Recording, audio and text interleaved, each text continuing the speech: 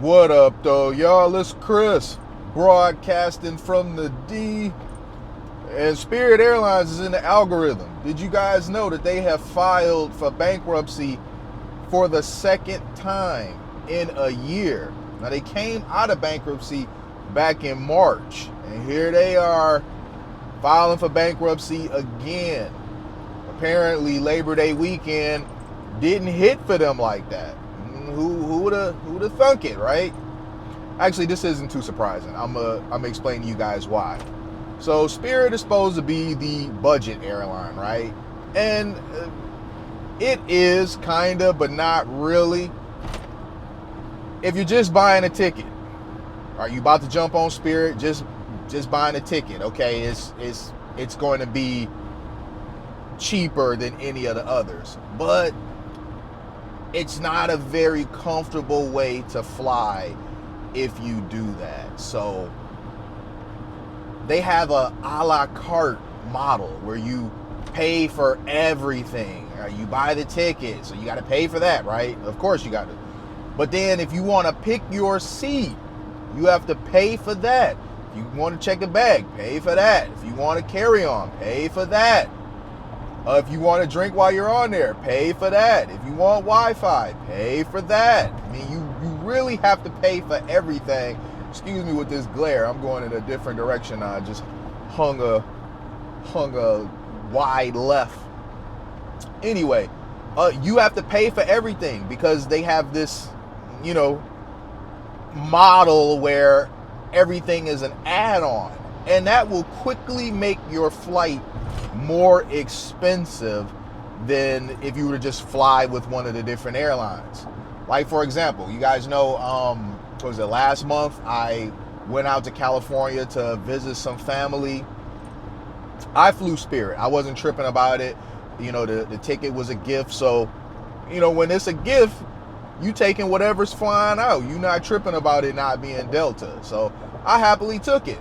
But there were some upcharges. If the bag is like that you're checking, right? If it's like a few pounds over the limit, they're very stingy when it comes to giving you kind of like a grace weight. Just like that, they're trying to charge you another $40 for it to qualify as a heavy bag. So that $40 check bag becomes an $80 check bag. That's crazy, man. And then Wi-Fi. So I'm on there. I'm about to be on there for 4.5 hours. Having Wi-Fi kind of helps to distract from the tedium of the flight. So you have an option. You get $6 for surfing the web, or $9 if you want streaming. Well, you might as well pay the $9. The thing is, you get charged twice for that. Even if you buy the ticket round trip, you still have to pay for the Wi-Fi twice, which I think is kind of silly. So you have to pay for the Wi-Fi each time you jump on the plane. Each time.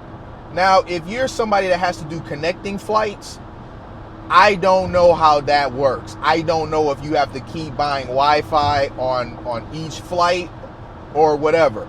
But you can see how their a la carte model, it taxes a mofo. And then, you got to pay for the refreshments on board. Of course, it's an airport, so they're grossly overpriced. So it's just like, Spirit is the budget airline, but I can get a much more pleasant experience and have things included.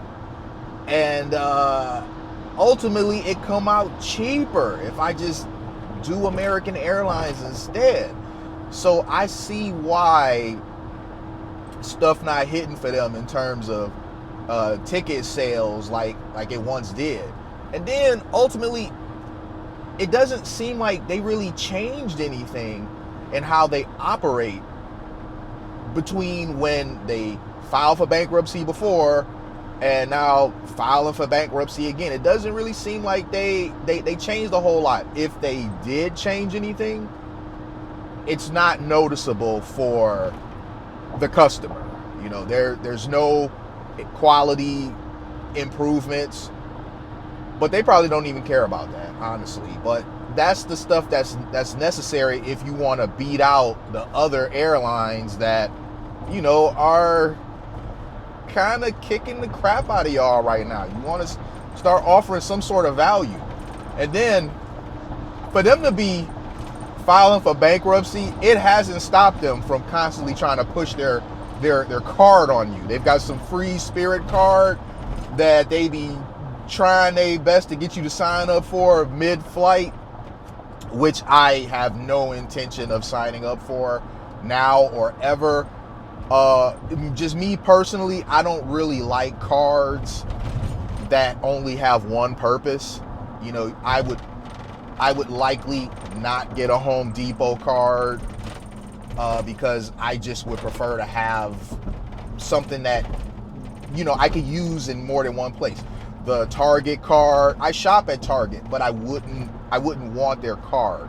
So Spirit, especially since I don't know what the future of Spirit holds, that's just not a card that I would want to add to my wallet.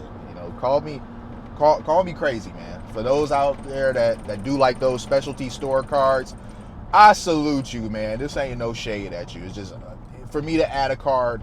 This is personally how I operate. For me to add a card to my rotation, it's got to be something that I get a bit of value out of and that I can use in multiple places. So the Spirit, the credit card for an airline that's filed for bankruptcy twice in the last 12 months is not what I'm looking to get, man. Not at all. So I don't know what all they plan on doing. I know they did say that they intend to shrink their fleet. I don't know what that looks like. I don't know if they're going to sell some planes to other airlines or what. I don't know. Who knows what that means? But they say they are going to shrink their fleet, and that whatever it is that they're doing to get themselves back in the black is not going to affect the customer experience. That's good, sure. So if you bought tickets and you plan on traveling, in the future, you've already got those tickets for whatever flight, you're not going to be bumped around according to them. Everything's going to be honored. So that is good. I would hate to see Spirit go away because I don't think it's a bad airline. I just think that they're making a lot of missteps. I do think that the whole, bear fare model, it sounded good, but in execution, it's not very good for the customer because the customer gets this bear fare that's cheap, right? Very inexpensive. But then the second that they want to do any of the extras that make the flight more comfortable, you quickly find that your flight's going to be roughly around what you would have gotten on a different airline, if not more. And these things are included already. You don't have to pay a la carte. So I don't know, man. I don't want to see them go away, but the way they're moving right now, it may be inevitable. I really would hate to see them go under though. So let me know what you guys think. Have you guys traveled recently, or are you planning on traveling in the future? Do you guys fly Spirit? What do you think of what's happening here? Let me know in them comments, man. Hit me with a like if you like what I do. Hit me with a sub if you like what I do. I see y'all in them comments. Holla.